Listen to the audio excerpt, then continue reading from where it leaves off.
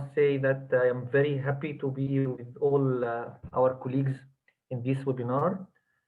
We are going to go rapidly through the planning execution gap.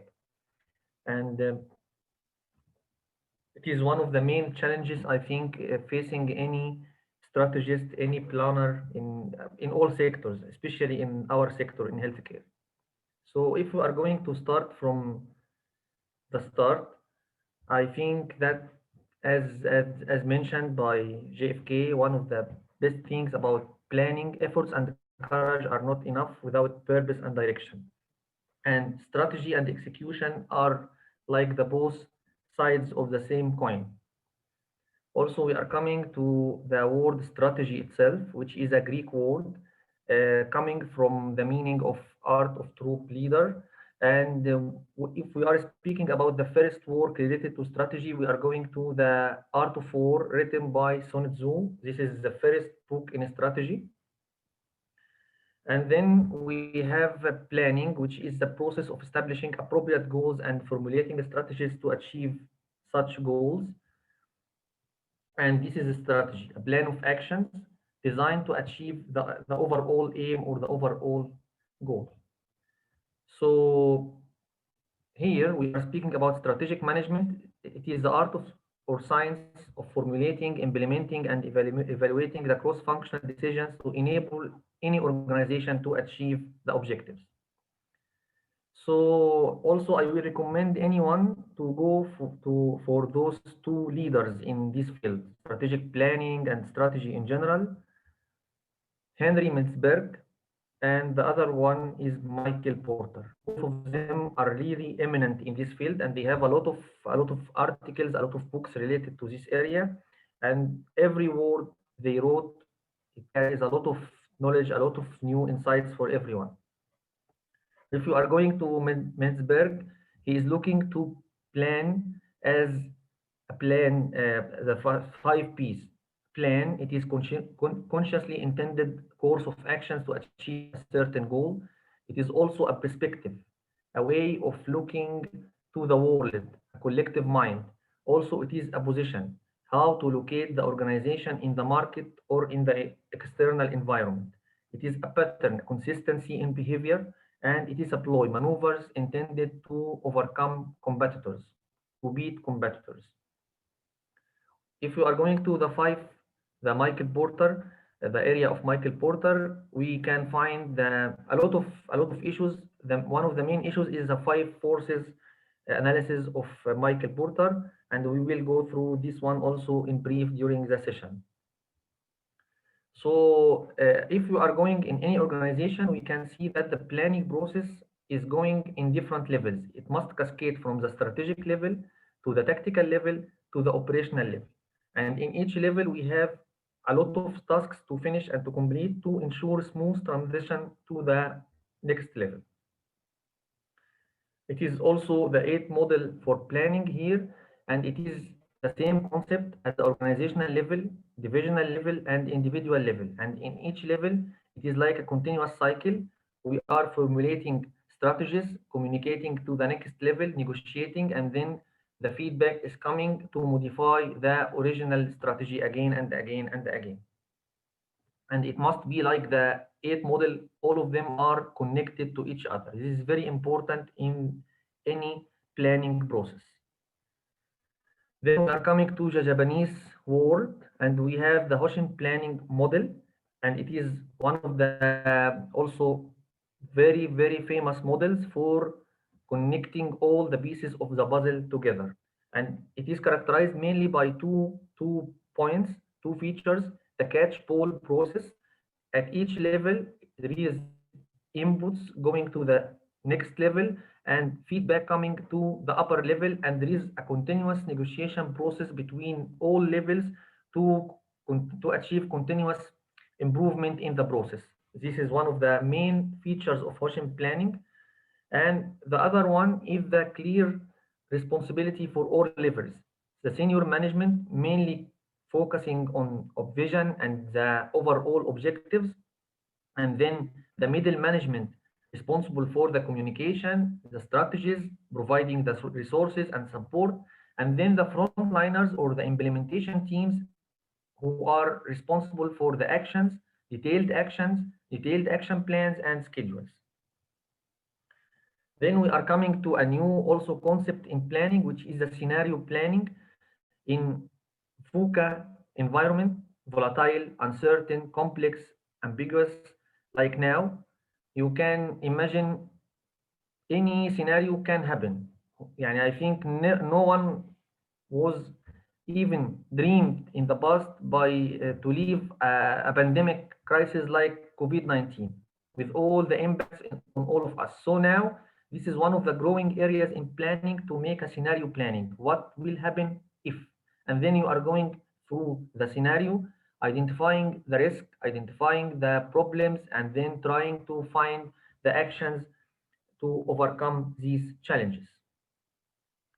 So whatever the model you are going to adopt in your planning process, you will end by having some objectives. And I think all of us are aware about the SMART objectives to be specific, to be measurable, to be achievable, realistic, and time phased. What we will add only is the way, SMART way. Here we are speaking about the assigning the responsibility for each objective, who will be responsible to achieve this one, the main responsible in department or unit who is going or who will lead the process, who will own the process is very important. Also to evaluate if the goal itself is worth doing and uh, how it will yield the desired return. So whatever the model you are going to adopt for your planning process, it will include these main stages: environment scanning, then strategy formulation, then strategy implementation, and then at the end, strategy evaluation. And all stages are continuous to each other, and there is always feedback and learning process going on at all levels. So I will start with the environmental scanning phase, which is very important for a good plan. To have a solid planning process, you should always invest good time and good effort in the environmental scanning phase. Usually, this phase is overlooked, is injected, is not taken with much serious. We are jumping to the execution or to the evaluation. But it is very important to stop here, to spend enough time to use all the required tools, all the available tools, so we can get the sufficient information to build the plan. And here we need to collect information about the internal environment, internal resources inside the organization, about task environment, direct competitors, the direct sector or the direct market we are working inside, and then the overall outside, the external environment in general, the international or the national conditions, economic conditions, which will affect the organization. Here we have a lot of tools to follow or to use during this stage, and I will go rapidly through some of these resources. Of course, we have the SWOT analysis. All of us, I think, are aware about this one. Here we are speaking about strengths, weaknesses, opportunities, and threats. We are analyzing the internal environment. So we are going to identify what are the strengths, what are our internal capabilities, and also in the same time, what are our weaknesses, what are our internal limitations, which may interfere with our ability to achieve the objectives. And then we are going to the external environment to identify the opportunities and also the threats, current and emerging threats, which may challenge our performance. For SWOT analysis, for any strategist, he is aiming always to match strengths with opportunities, to use my capabilities, my strengths, the areas I am good at, to convert this into opportunities so I can perform well, I can grow financially, I can grow in my scope of services, I can do better work. This is the first aim. And the other side is to convert weaknesses into strengths.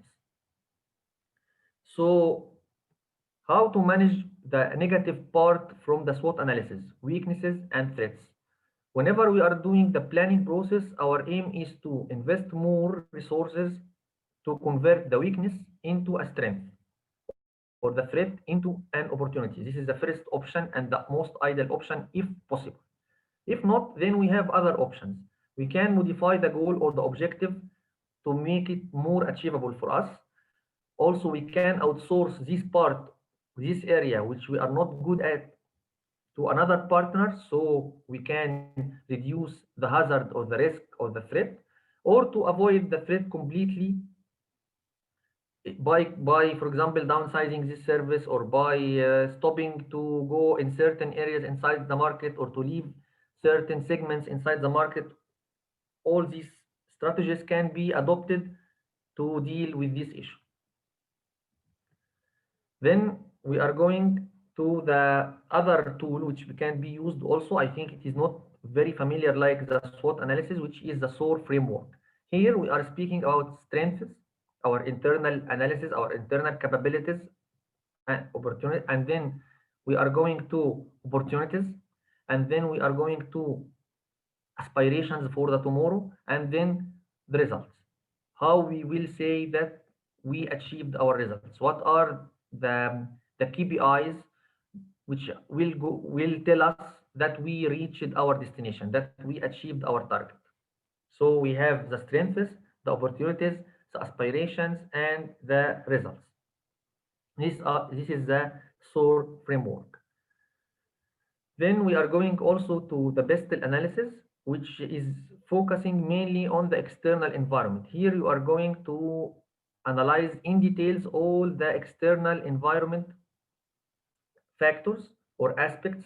We are going to speak about politics, what is affecting us as an organization in this area: economical, social, technological, environmental, and legal.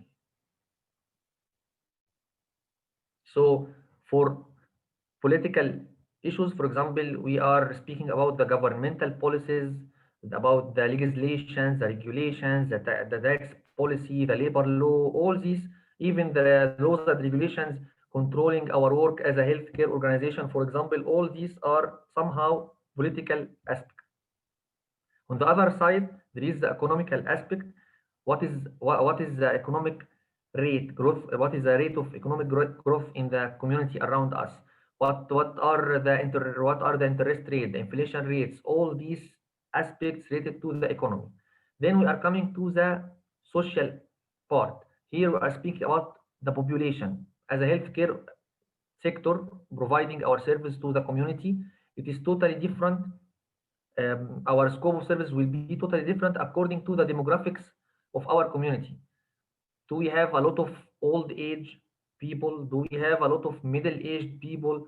What are because these demographics will affect the healthcare needs of the community, and of course it will affect the scope of service, the age, the distribution, even the type of work, a type of the city, industrial city, agricultural city, or whatever. Then we are speaking about a new emerging aspect in the last maybe 2 or 3 decades, which is technology. What are the technology available to be utilized in my sector, in my area?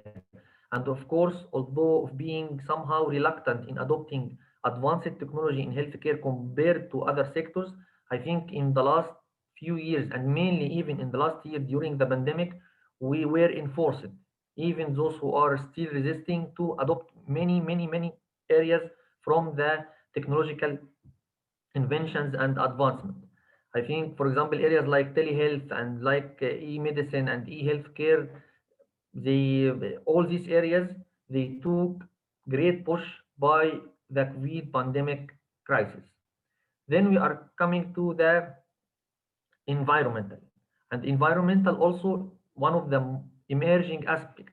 I can see now many journals and articles and publications speaking about sustainable healthcare, about the impact of healthcare services on the environment, the green services.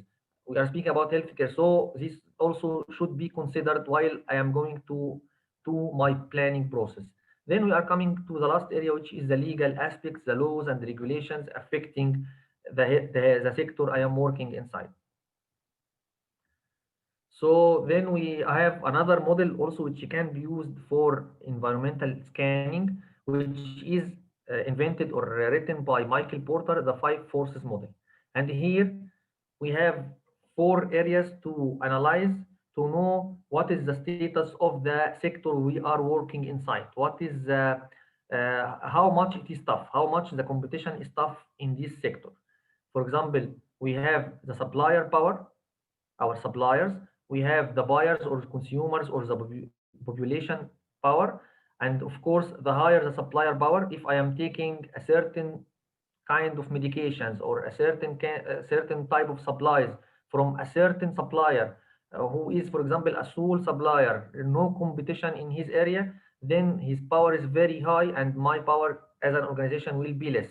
On the other side, we have also the consumer power. As long as they are more powerful, then this means the competition is more and my position inside this market needs more effort to be located in the position I need to be inside. We have also the potential entrance. What are the barriers against entering inside the market of healthcare, for example? Is it a lot? If there many are there many barriers, legal and political and economic, against this or no? If yes, if there are a lot of barriers, then no competitors are expected to enter inside the market. So I have somehow good position inside this market. If not, this means that I am more vulnerable, I'm more liable to have more tough competitors inside the market. And then the last one is the product substitutes. Whatever services or products I am providing to the community, my services and products can be replaced by other substitutes or not? This is very important question. If yes, then I need to do more work and I need to do more efforts to be in competition, inside the competition. If no, then I have somehow good positioning inside the market.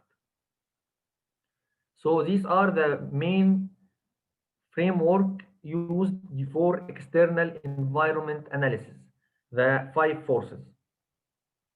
And here, for example, this is one of the healthcare systems, and we can go rapidly through the Porter's five forces analysis for them. So for them, for example, the threat of new entrants. Okay, as a healthcare organization, I know that there are a lot of barriers, large capital investment is required. There is a lot of time and effort required to build a good reputation in the healthcare market. So this will be good barriers against new entrants. On the other side, I'm going to the buyers or consumers. Patients now with the insurance systems, they can choose freely to go to any healthcare provider. This make the competition more for me as a hospital or as a healthcare organization to be able to attract them.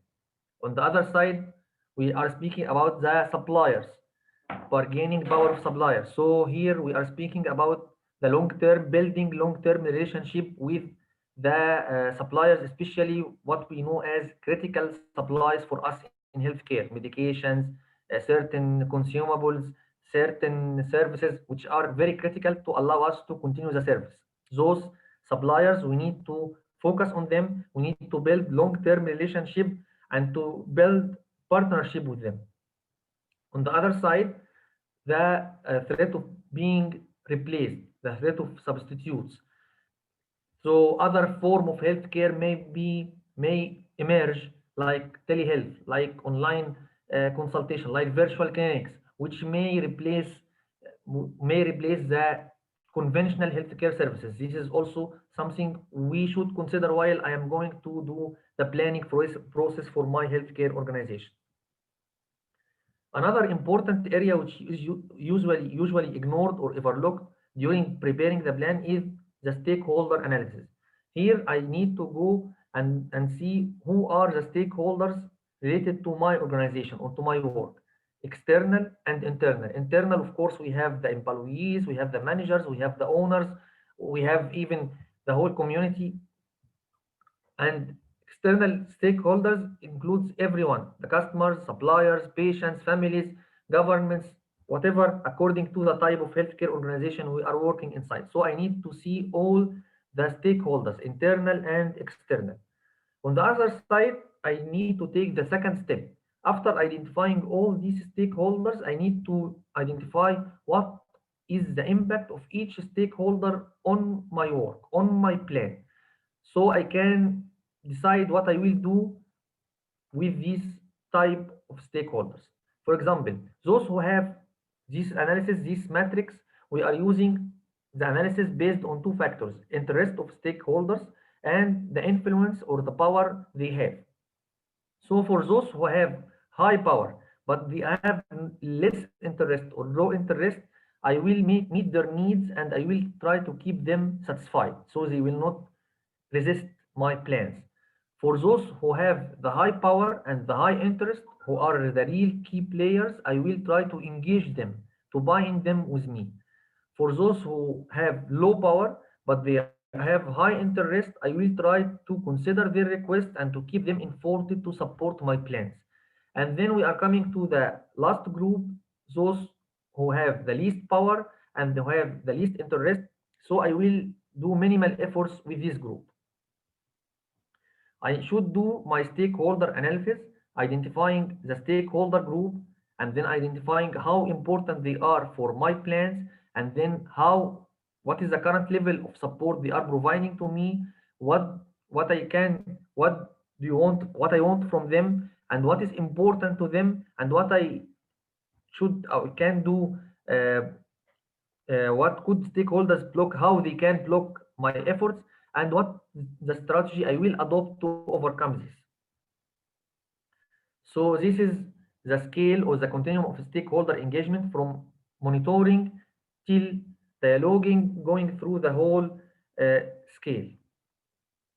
Then we are coming to the last part in the stakeholder in the environmental scanning. After, okay, I did my environmental scanning for the internal environment, for the external environment, for the resources, for the capabilities, for the opportunities.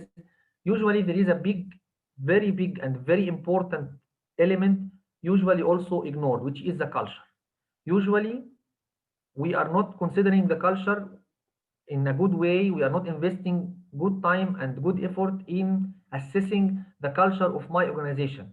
So whatever plans I am going to put, if the culture will not support these plans, it will be useless. And here we are coming to one of the brilliant even sentences said by Peter Drucker, one of the seminal leaders, the influential leaders in strategy. Culture eats strategy for breakfast and eats operational excellence, and then they can eat everything and anything for dinner. So this is very important. It is very important to remember this fact. Whatever plans you will put, if the culture will not support, it will be useless. So how I can assess my culture? Also, we have different tools to assess the organizational culture, at least in brief. So I will go also rapidly through them. We have the Shine model. Here, the Shine model speaking about a pyramid. And this pyramid, we are speaking about the apex, the artifacts or behavior, what we see. Usually, we are speaking about the dress, the logo, the brands, the slogan, all these things we can see and we can touch. So this is the visible part from the culture. But usually it may not reflecting the truth, because I must go deeper. I must go to the next level, which is norms and value. Norms and value here, it is very important to listen carefully to what they say, to what the staff in this organization say. What are the kind of stories they are mentioning? What kind of history they are speaking about? Who are the heroes in this organization? All this legacy is affecting the culture of the organization. Then we are going to reach the deepest part and the most important part, which is the basic assumptions or the real values. This is totally invisible, and if you are not going to reach it, to understand it carefully, it will interfere with your plans. So again, here, this is a triangle to be always remember. Artifacts, which are things we can see, we can feel, we can hear, visible things.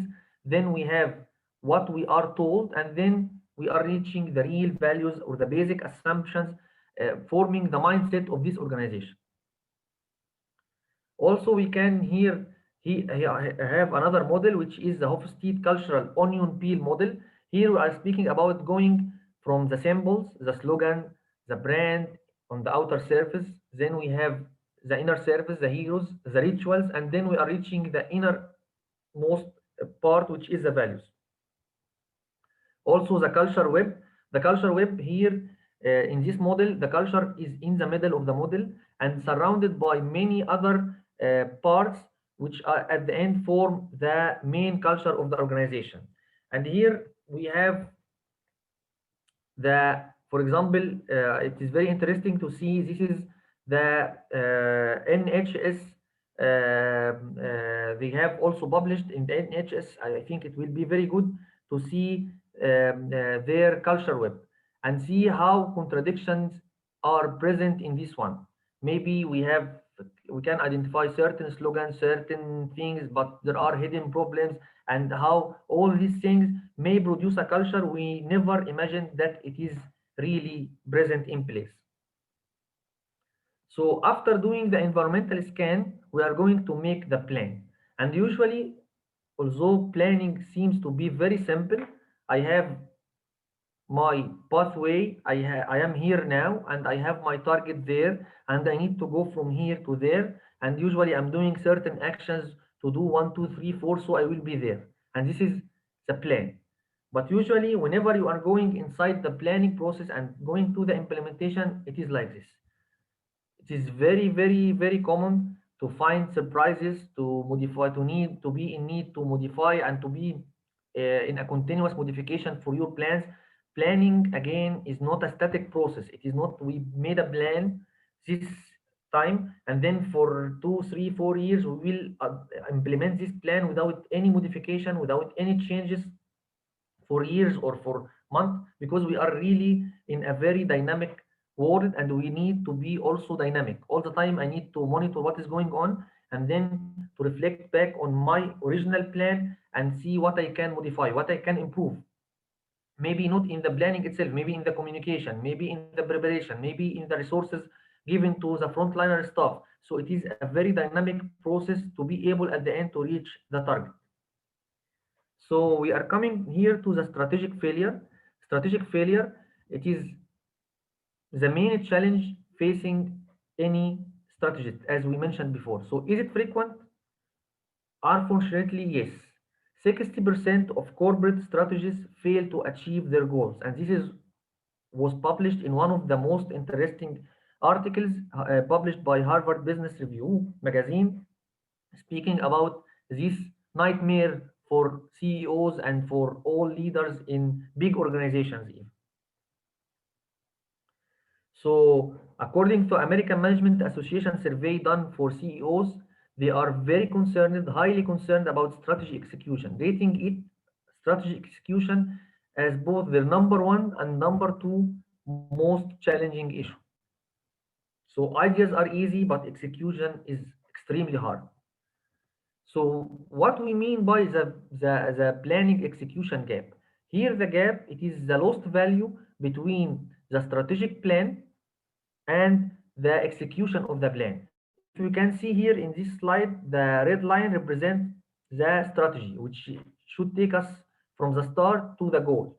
While the execution, it is the green line. So we started from the same point, but we didn't reach the target. We reached much more lower target. So the difference or the gap between the intended target and what we achieve, this is what we are calling the gap between planning and execution, planning execution gap.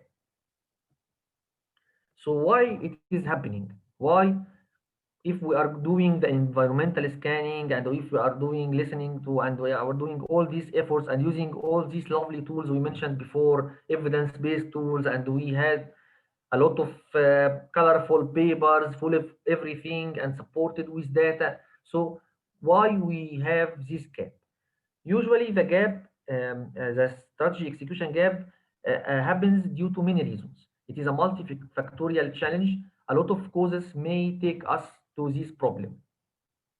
The first one is the different mental models. Also, we have also the poor participation and ownership, alignment gap, collaboration gap, communication gap, measurement gap. So it may be one factor from all these factors, and in many times it is a mix from all these factors together. So if you are going to the mental model, this is very important. The mental model, it is an explanation of someone's thought process about how something works in the real world.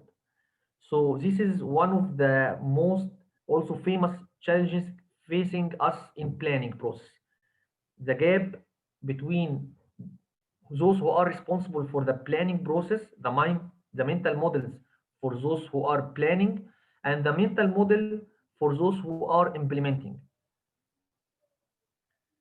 Strategy planners and implementers have different mental models and thinking styles. While those who are responsible for planning are usually looking for the big picture. They are looking to the whole picture of you are looking to the organization as one unit, as a whole entity. You are looking from very high level. You are looking from above. So this is you cannot see the small details. So this is how planners look to the issues. On the other side, those who will implement, they cannot see the whole picture. They cannot see the organization as a whole unit or as one entity. They are looking only to their work, to their unit, to their department.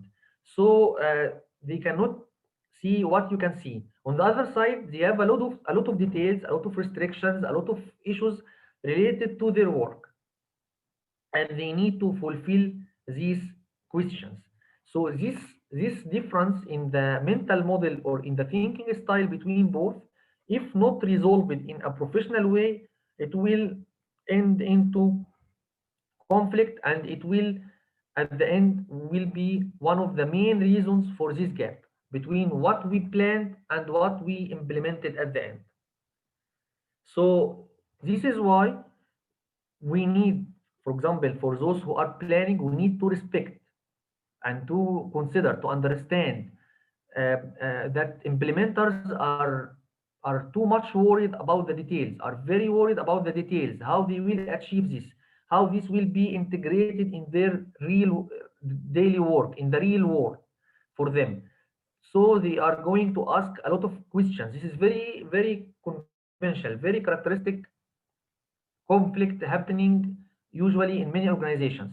Implementers are going to ask many issues about many details in in every in every small piece, even in the plan. How we can do this? How we can do this? This is so. What happen if they are not at the end finding at least good listening from those who are planning? This will lead directly to conflict. So we need always to keep the dialogue or the conversation between both sides collaborative, not not in conflict. This is very important. And good listening is one of the most important issues. At least if you cannot support, if you have no answers, at least listen and respect and consider these questions. Don't take them as a one who is going to put a plan that these questions are only asked to delay us, to postpone us, to put a stick in the going wheel, to prevent us from going forward to the full implementation of the plan. Respect this, listen carefully to this. If you have answers or support, provide. If you don't, at least carefully listen to these obstacles or risks or questions and guide them. If the implementers they feel that those who are planning are really considering their thoughts, are really listening to their concerns, are really responding to this, they will support. You will have them with you on the same boat, and they will support the plan and you will implement it. And even they will make even better improvement because they are the real owners, the one who are in real work. So they can even make it more better. Then we are going to another area which is related also poor participation and ownership. If you are going to make your plan alone as a team inside the organization, then you are going to those who are working inside the organization. This is our plan. Let's do it. So what will be the impact? Here I can mention one of the also good researches published about what they are calling the IKEA phenomena. The IKEA phenomena, they found that people prefer things they help to make rather than things pre-assembled, even if their creations were of lower quality. You know that all of us are aware about IKEA and are aware about the model of marketing and the model of business. They are providing furniture, not ready-made, but you are going to assemble the furniture at home and to build your furniture at home. So they found that people who are doing this are much more connected and committed and much more involved and feeling ownership of this furniture rather than those who are receiving this ready-made, I can say, even if it is of lower quality because of the high sense of ownership. So what is implemented in this area, when they did a lot of researches and some articles published, they found that what is applicable as IKEA phenomena in real life is applied also in strategy. Keeping the stakeholders away from the strategy formulation or the planning process will slow down because we are thinking that it will slow down the process, it will compromise the process, and let us finish and have the outcome and then go to them and tell them what we are going to achieve. It will lead to more resistance and it will lead to high resistance from them and they will not support the plan and it will end totally by failure because of the lack of ownership.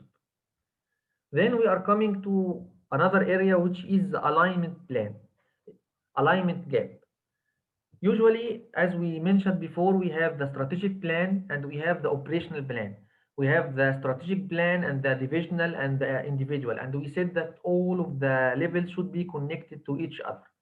But what will happen if we have this gap between the strategic plan for several years and the operational plan, which is done usually on annual basis? What will happen? If we have such gap, this means that we may move in contradictory directions. We are not moving in the same direction. So it's very important to have this alignment between the strategic level and the operational level and to link resources and strategy and all the resources provided together so we have minimal waste. So this is very important. Otherwise, it will be totally dissociated and disconnected, and it will take us nowhere. So if we are going from starting from the strategic level, and then your projects and initiatives at the operational level should be connected and cascading from the strategic, and then the achievement measures and the KPI should also cascading from the previous level. So at the end, it is all of them are totally connected. And here we also, I mentioned here one example may be related to the mental model. Usually when we are evaluating, for example, the progress of our plan, what is going on with our projects, which are in place, which are going on. Usually if we don't have very specific definitions, so at the end when we are going to evaluate, because we have different mental models, it will be very vague evaluation. For example, I will mention one example from one of the good organizations I joined for some time. We faced a challenge that whenever the planning team is going to sit with the project team to evaluate what is going on and to monitor what is going on in the plan, then it is what is the project, what is the achievement percentage? Is it 30? Is it 40? Is it 30? So we have a lot of debate. So the two teams sat together and discussed together, and then they came with clear operational definitions. So providing funds for the project will represent 25% of the achievement. Providing the technical specification will provide 25%. So now it is 50. Execution or delivery ready to be used is another 25. So it will be 75. Full operation means another 25. So it is now 100%. So now if the two teams are sitting together and displaying data and they are telling that this project is 50%, everyone inside the room is fully aware what this 50% means. This is now the same mental model. This 50% means that this project got funds and the technical specification were completed, finalized, and now it is executed. So this is very important to have this mental model. Also on the other side, initiatives like forming a team to improve certain aspect in the care, forming a team to improve certain service in the organization. So here we are not speaking about a tangible project, we are speaking about like quality improvement project. So also 25 suggestion of the idea, 25 for preparing the plans and the teams and everything, then approving these plans to be implemented and then fully implementation. So now even if you are saying that quality improvement project X was completed 50% by 50%, this means that it was suggested by the owner, it was accepted, and the team prepared the plans, but it is now still we are waiting for these plans to be approved and then to be implemented. If you are there, so this is very important. Usually try to invest some time in what we are calling the operational definitions to build this shared mental model between all the stakeholders inside the process. Otherwise, it will be always disconnected and dissociated. Then we are coming to the cross-functional or collaboration gap. Usually also another, according to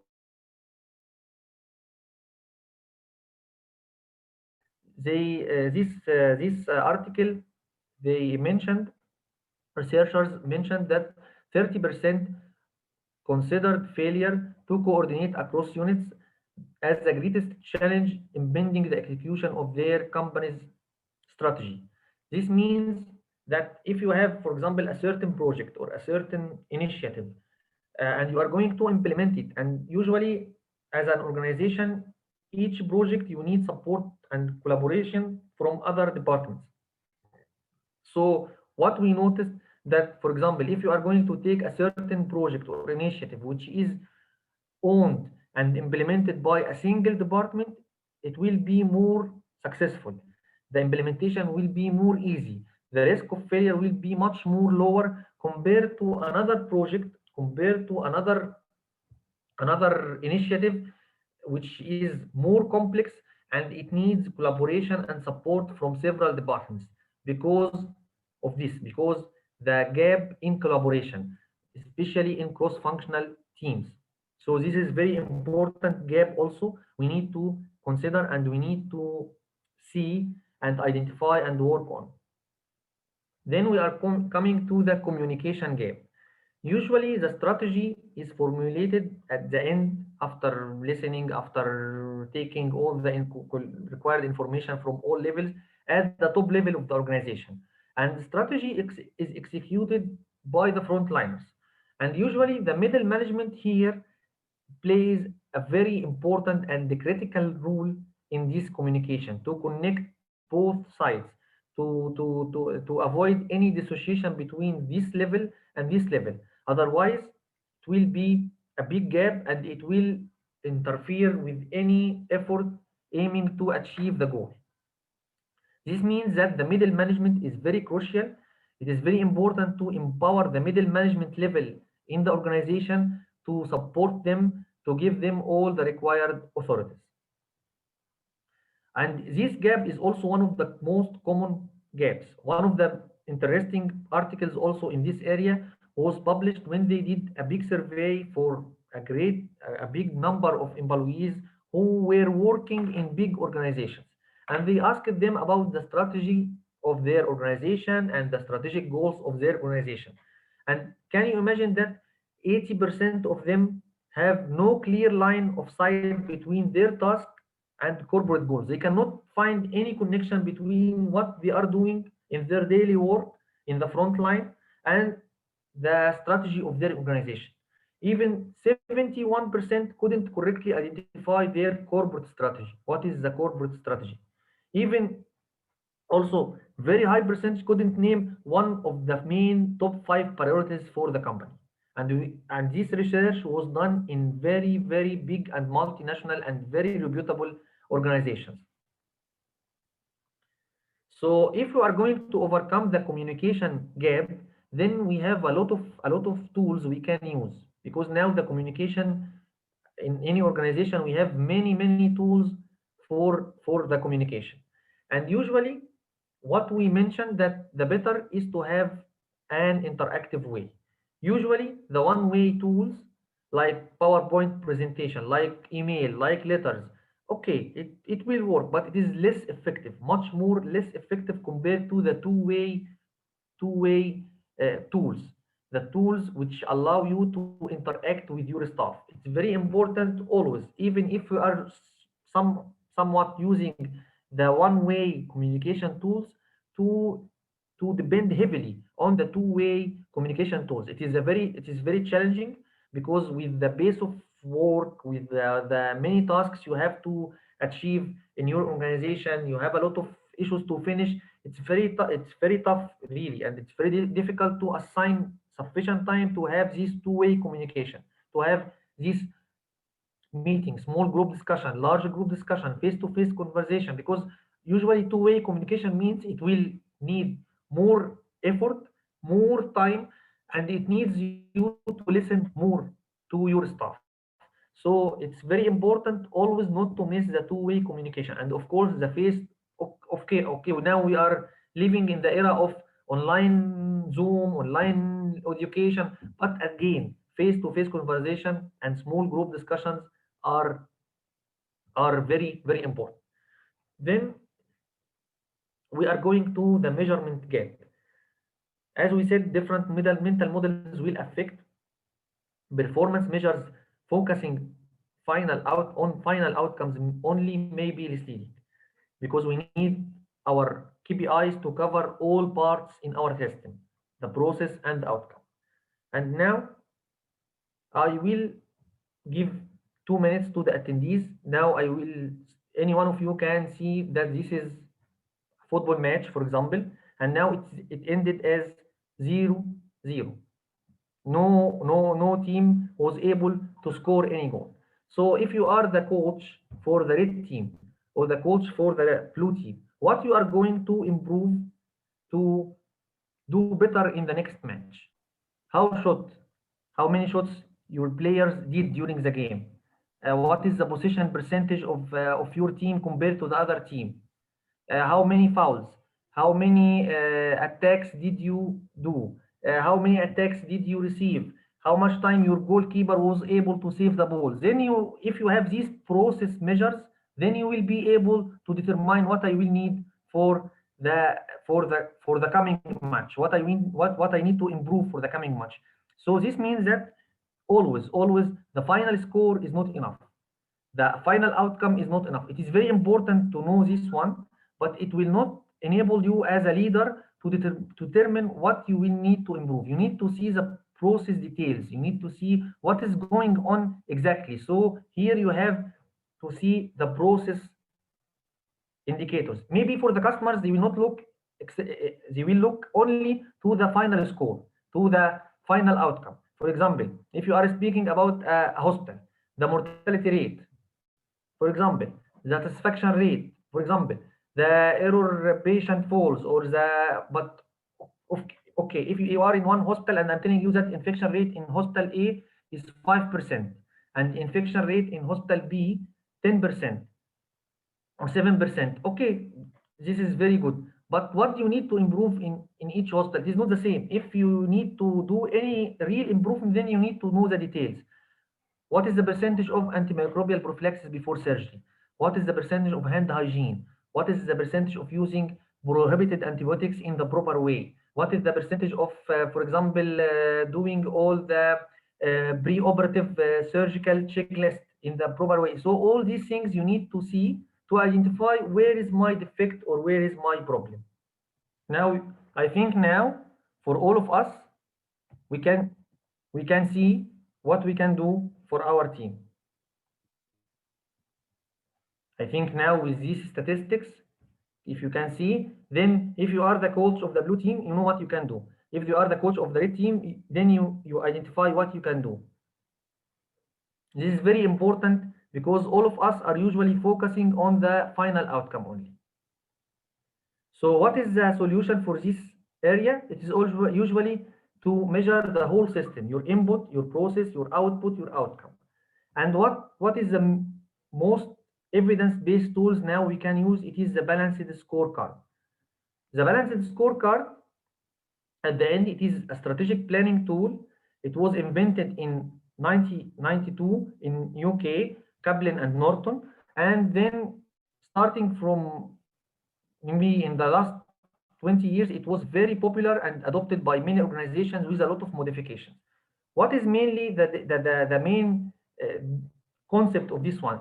It is to create a balanced set of key performance indicators covering different perspectives: the financial aspect, the internal processes, the learning and the growth, and the customer.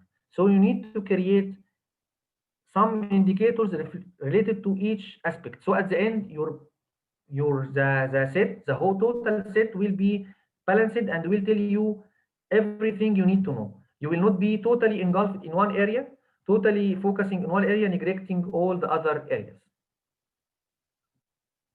So if we are, for example, taking healthcare as a system, then as a clinical quality, we can speak about the adverse events, the clinical outcomes, the mortality, the infection rate. All of these things are related to clinical quality. Then we are speaking about the customers. The customer perspective, we need to see the patient experience. We need to see the staff loyalty. We need to see the provider satisfaction rate. All these areas, this kind of indicators. For the financial, it's very important also to know the net revenues, the utilization rate, the inventory turnover, the growth rate, all these issues. Then we are coming to the operational effectiveness or the internal processes.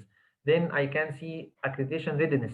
If I'm going to international accreditation like JCI or national accreditation in my country, also the length of stay, the readmission rate, all these kinds of indicators are telling me what are the efficiency and effectiveness of my internal processes.